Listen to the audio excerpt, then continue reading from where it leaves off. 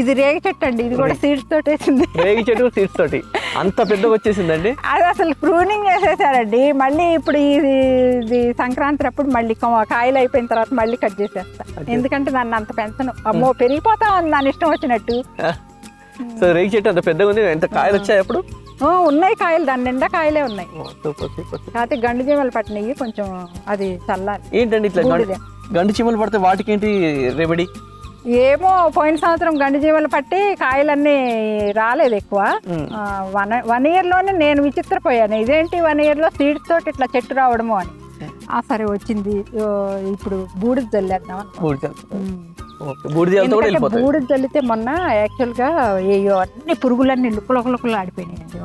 ఒక మట్టిలో, ప్లెయిన్ మట్టిలో కొంచెం బూడిద వేసి పెడదామా. అసలు ఆ బూడిద వేయగానే అన్ని ఇట్లా ఇట్లా కదిలినాయండి, ఎక్కడ కనపడినాయండి పురుగులు ఇట్లా అన్ని కొట్టుకుంటున్నాయి.